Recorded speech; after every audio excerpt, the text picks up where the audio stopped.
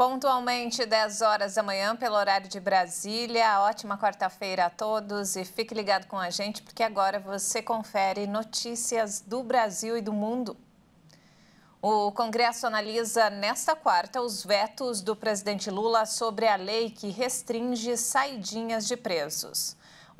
A análise de questões polêmicas acontece num momento de clima ruim entre o Executivo e o Legislativo. São mais de 30 vetos na pauta, mas o governo articula votar apenas os temas com consenso entre os parlamentares. O foco dos congressistas está em recuperar os 5 bilhões em emendas parlamentares barradas pelo presidente Lula. A liderança do governo insiste na derrubada parcial do veto às emendas e defende a liberação de 3 bilhões. Esta semana, o governo liberou mais de 2 bilhões em emendas parlamentares e ainda tenta adiar a sessão para evitar a derrota.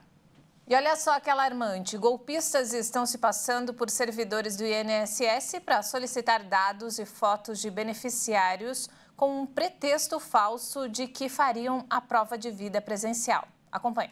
O alerta foi emitido pelo próprio Instituto Nacional de Seguro Social, depois que um servidor de São Paulo fez a denúncia de que golpistas estavam se passando por funcionários do órgão.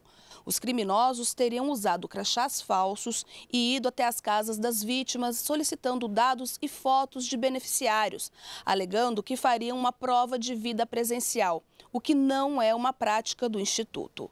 Desde janeiro do ano passado, a obrigação de comprovar que a pessoa está viva passou a ser do próprio INSS, através do cruzamento de dados federais, estaduais, municipais e de instituições como vacinação, empréstimos, declaração de imposto de renda ou até consultas médicas, por exemplo. Vale lembrar também que não é proibido que um funcionário do INSS vá até a casa do beneficiário, mas as situações em que isso acontece são extremamente raras, já que antes ele passa pelo cruzamento de dados e posteriormente é notificado pelo aplicativo Meu INSS e pela central telefônica 135. Para saber se a visita é de um golpista, o ideal é ligar na central ou verificar se há alguma notificação no aplicativo. Lembrando que nenhum benefício será cortado por falta de prova de vida até o dia 31 de dezembro deste ano.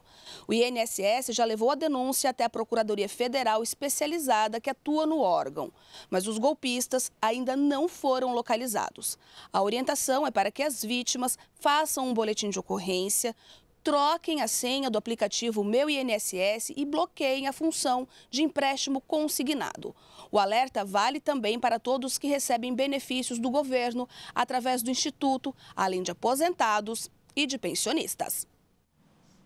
E ainda falando em benefício, começa hoje o pagamento da primeira parcela do 13º salário do INSS. Aposentados, pensionistas e beneficiários já podem consultar quando e quanto vão receber. A pesquisa pode ser feita pelo site do INSS ou pelo aplicativo Meu INSS. A estimativa é de que os pagamentos injetem mais de 33 bilhões de reais na economia do país. Os valores serão depositados entre os dias 24 de abril e 8 de maio. E mais de 33 milhões e meio de pessoas serão segurados. E olha só, e falando agora sobre o conflito no Oriente Médio, a guerra entre Israel e o Hamas em Gaza completou 200 dias nesta terça-feira, sem sinais de um possível acordo de trégua ou de que o grupo Hamas se prepare para libertar os seus reféns. O conflito segue em curso, inclusive com a expectativa de que Israel invada Rafah, região ao sul do território palestino. O movimento islamista não parece estar disposto a libertar os reféns que ainda mantém cativos, nem Israel desistiu de invadir Rafah, no sul do território, apontada por autoridades de Israel como o último grande reduto de milicianos inimigos. Para derrotar o grupo palestino, o primeiro-ministro israelense Benjamin Netanyahu prometeu continuar sua ofensiva contra a cidade, que concentra 1,5 milhão de pessoas, a maioria deslocados pela guerra. A comunidade internacional pede que o premier desista do plano, temendo uma catástrofe humanitária ainda maior. Uma possível retirada dos moradores parece impossível nas condições atuais. O conflito começou em 7 de outubro, com um ataque de milicianos islamistas que matou 1.170 pessoas no sul de Israel e sequestrou mais de 250, de acordo com uma contagem baseada em dados oficiais israelenses. Pelo outro lado, o Ministério da Saúde na faixa de Gaza, governada pelo Hamas, contabiliza mais de 34 mil mortos desde o início da guerra, a grande maioria civis. Após uma breve trégua e troca de reféns por prisioneiros palestinos no final de novembro, as negociações estagnaram.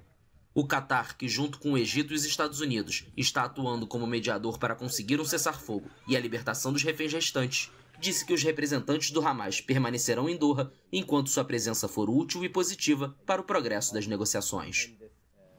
Após meses de negociações, o Congresso dos Estados Unidos aprovou um pacote de ajuda militar e econômica à Ucrânia no valor de 61 bilhões de dólares. Essa quantia equivale a 312 bilhões de reais. A ajuda, de 95 bilhões de dólares no total, inclui também verbas para Israel e Taiwan.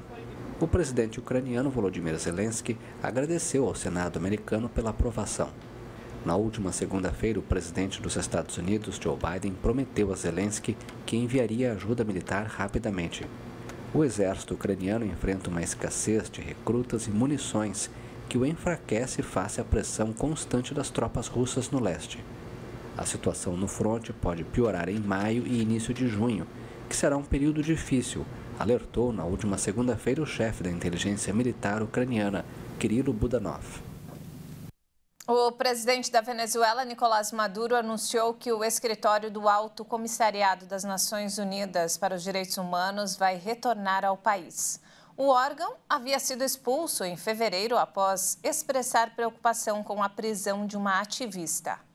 O anúncio foi feito por Maduro ao lado de Karim Khan, procurador do Tribunal Penal Internacional, que investiga a Venezuela por suspeita de crimes contra a humanidade.